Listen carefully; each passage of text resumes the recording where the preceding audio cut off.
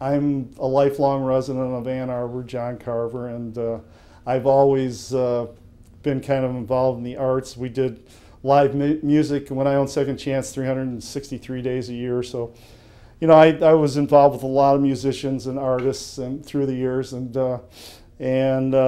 you know, being a local guy, I want to give back to the community, and I talked with Margaret Parker about some ideas in that regard in the art world, and she suggested Mr. McGee, who I think is a perfect person to do the Spirit of Ann Arbor. Public art is so important to me because it's available to everyone 24/7. In other words, you don't have to go into a gallery or a museum. You don't have to buy a theater ticket or a dance program to get in to see this art. So public art is especially beneficial for kids, because when kids see art in their everyday lives, they just absorb it. It becomes part of their natural landscape, and then they aren't afraid of it, and they can say whatever they think about it, and usually, you know, they like it. Hopefully Charles McGee will be here shortly, and the mayor, and we're going to kind of talk about the piece of art that Mr. McGee created, and how it impacts maybe the millage and public art in general in Ann Arbor, and hopefully when people hear about what we've done here, there'll be other private people like myself will be inspired to do something maybe of some artistic nature, because I think, you know, as great a city as Ann Arbor is, it's a little short on public art, and public art makes the city so much more vital and fun and interesting. I am Charles McGee, and the occasion is the dedication of the artwork that we did specifically for Mr. John Carver and for Ann Arbor, my favorite city in all the cities in the world. There are 18 figures in various positions that talk about order, and it has to do with the kind of order and energy that I see that's a youthful kind of energy that comes with the togetherness of a community. All these people are operating toward the composition, the total composition of oneness. And that's the object of the piece, is to talk about the greatness that I have seen this city moving toward ever since I was a kid, 17 years old. Mr. John Carver, the owner of the building, contacted me by phone and wanted to know if I would be interested in a project that they were thinking about. And I was so happy. You can't imagine how happy I was to be a part of it. Well, simply because normally you have to go through a lot of process to get to a commission from somebody. You go through a whole lot of calisthenics. And but this was something that obviously he liked what I was doing, and I liked what he was doing for the city. And so this is the way that I think it should be, that things come together and as a consortium to create a nice energy for any metropolis. I think everything is art. It all has to do with order. The order that you can discern in that piece is the kind of order that I look for and has guided me through life these 87 years. It's just talking about the order in nature.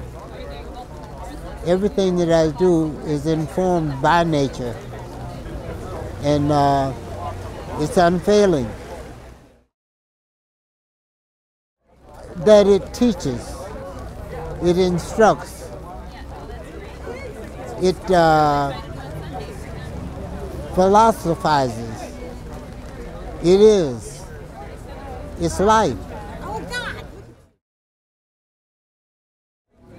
I think that Ann Arbor should vote yes on Proposal B because art gentrifies a community. It eliminates a lot of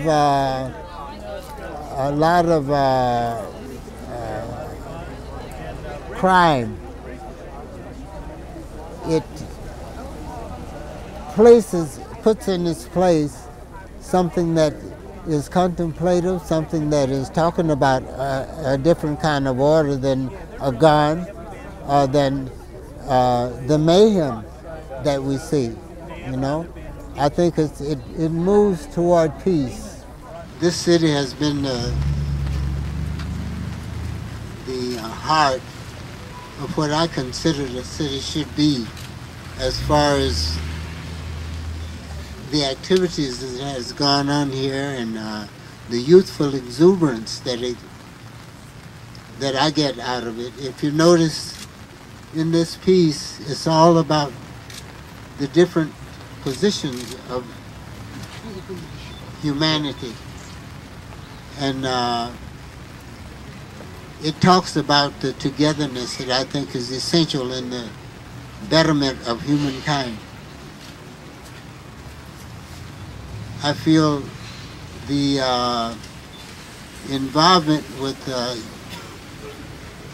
John Carver, I think that's the name, isn't it?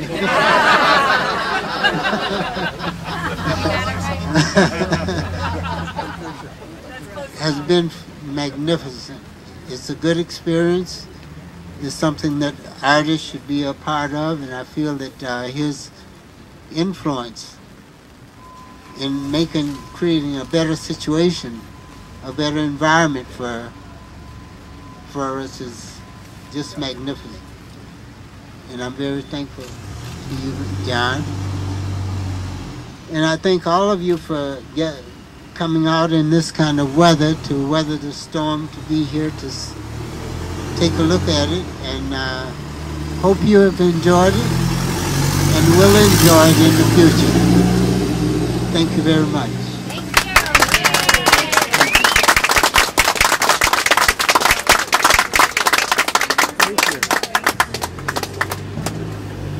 Well, now you've heard from the artist, and now you need to hear about another important person who helps put a public art project together.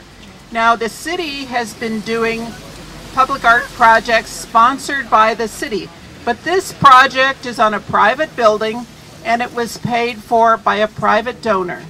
The donor is John Carver. He's a lifelong Ann Arborite.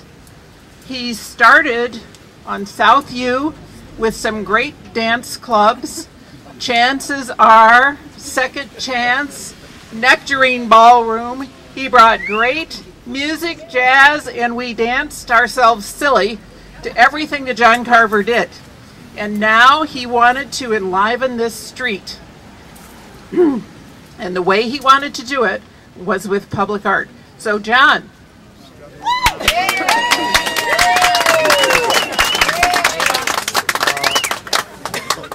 First, thanks for all my friends that came out today.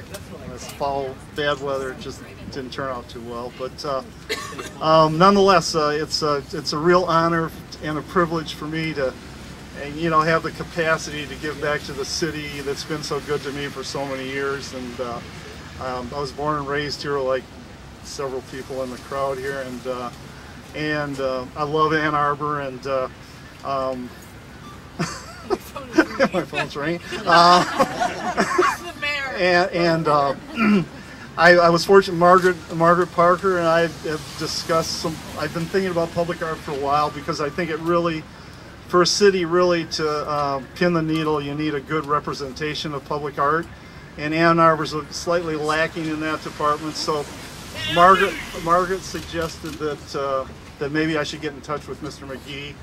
And it was I tracked him down on the internet and through a friend of his, a fellow professor at Eastern Michigan, and I got his phone number, and I called and left a message, and I said that I had a project in Ann Arbor in the theater district of Ann Arbor that I thought he might be interested in.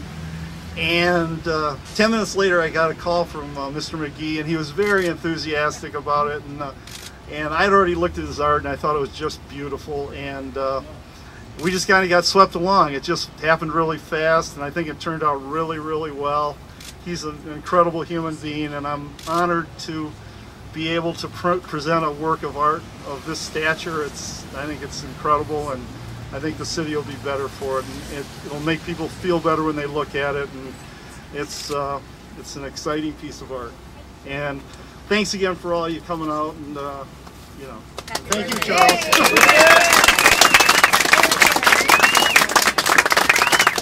Okay, now you've met the artist, you've met the donor. And now you need to meet another important part of a public art project, and that is the mayor of the city that encourages the city to sponsor public art. Mayor Hiefcha was not for public art when he first came to office. We had to persuade him.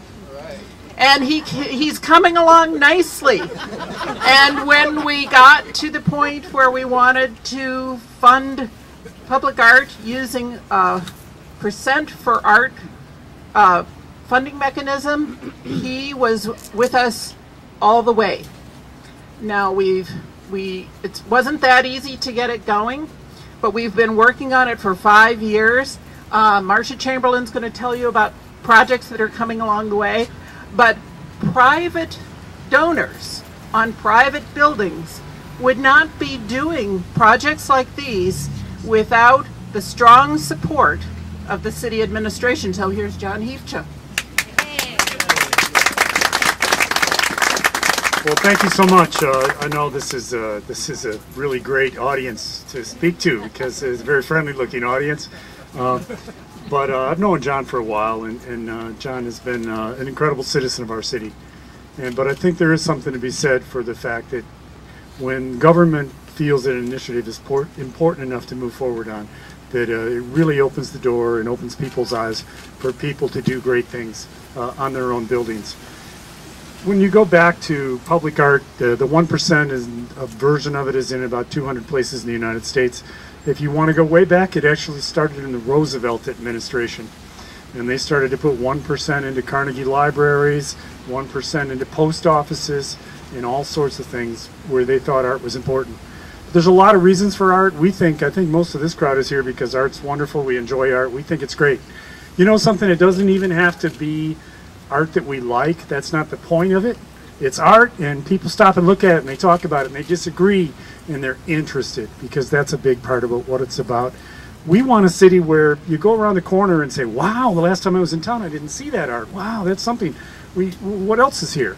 And it engenders excitement. But if you ask people around the country, and I've seen some of the interviews with people who administer art programs with other city councils and mayors that have put them in place, what do they tell you? It's for economic development. Art is a big player in economic development. And one of the reasons for that is it's not about how many people you have to go to work at a factory anymore. It's not about how many factories you have in your town. It's about having a very top quality of life in your city that will attract the kind of talent of the people who want to work at the companies of the 21st century. We're starting to see that in Ann Arbor. You know, Barracuda Networks is going in right here, taking up 45,000 square feet of the Borders building. Those types of things are going to make a huge difference in our city. They're here because we have things like public art, because we have great parks, because we have public transportation and biking and walking, and all those wonderful things come together to become an economic development tool. So it's not just because we love art, and we do, but it's also good for our city in many, many ways, and it's especially good for attracting young people to our town and keeping them here, because I'm getting older, and it's happening to a lot of us. And so we need to have young people that are ready to step up, and get a couple future city council members or mayor right here. And so it's good to see them here. But our gratitude goes out to John. We hope more people get involved that want to do public art, and I hope that you will support public art in the campaign that's going on. And if I could put in a quick plug, if you feel like coming over to my house on Sunday afternoon, between 4 and 7, we're having a fundraiser for the public art campaign. And we would love to have you, and I'm sure we could even convince somebody that I know well who's over there to play the piano for us. Oh. So thanks so much for coming out today, and thanks for helping to honor John, and for this great artist who's produced this work that we are all going to get to enjoy for many, many years to come. Thank you. Okay, now you've met the artist, you've met the donor, you've met the mayor, and now you're going to meet another important person that it takes to help put a public art program together, and that's the administrator. Public art does not just fly up on walls. Maybe for John Carver it does, but if for a city to have an ongoing public art project, it takes a lot of hard work. And the next person I'm going to introduce to you will tell you about the city's public art program, what it's been in the past 5 years, only 5 years, and where it's going in the future.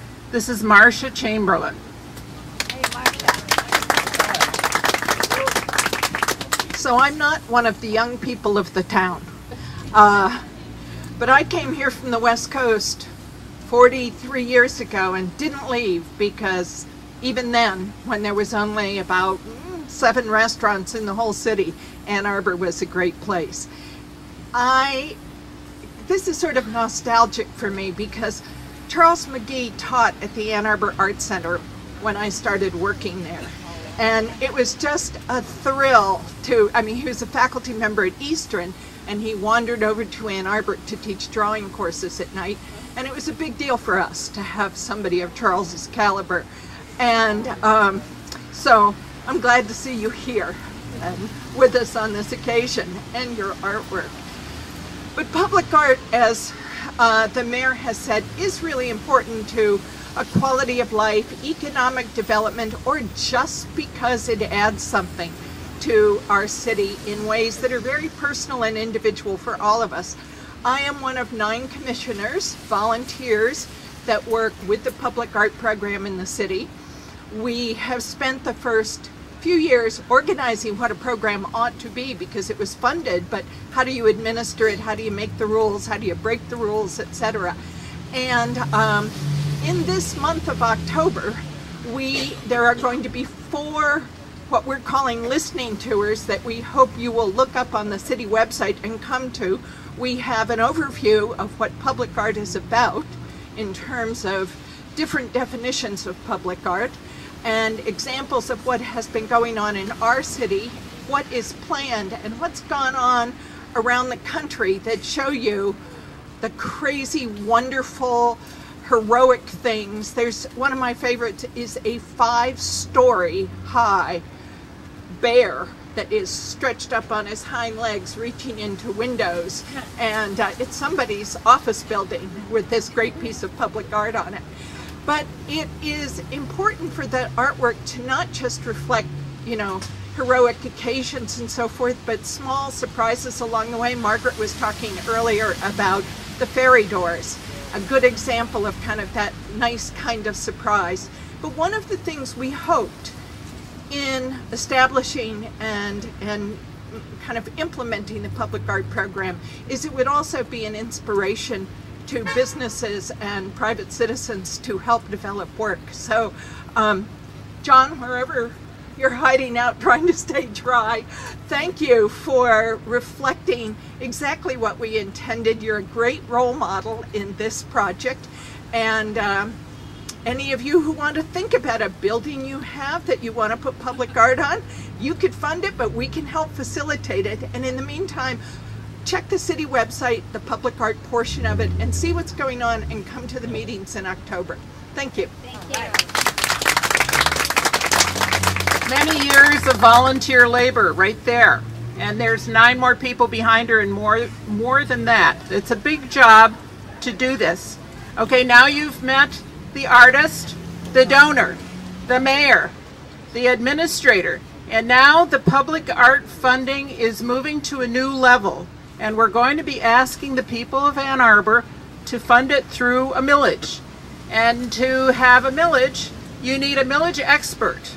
And we happen to have an excellent millage expert with us, and he's running our program. So Mike Henry, can you please come and tell us? Thank you, Margaret. I don't know that I'm an expert, but I'll tell you what, we are going to be knocking doors, passing out literature to have everyone vote yes on Proposal B. And I'm sure many of you know what Proposal B is. It's the art millage to fund art in public places. It's a tenth of a mil. Very small, tenth of a mil millage. The average taxpayer will pay about 91 cents a month, less than $11 a year. And so we'd like you to tell all of your friends, your family, your neighbors to come out and vote in November for this millage to help drive Ann Arbor's economic strength and cultural leadership. If you like a lawn sign in your yard, Marcia has graciously offered to allow folks to pick up lawn signs at the Ann Arbor Art Center. It's a place that you should also visit. I hope you will go and visit there. Go and pick up a lawn sign, take one of these mailer cards, one of these flyers, go to our website, b4art.com, and endorse us. And just let everyone know how important this is. And so I hope to see all of you at the mayor's house on Sunday. We're going to pack his house, and hopefully his wife won't be too upset by it. But he's told me that we should be cautious in terms of how many people we get there. But let's just try to pack the house. And all right. You know what? Let's just pack the house, and I'll let him yell at me later for for having too many people. I hope to see all of you Sunday from 4 to 7 at the mayor's house. Thank you.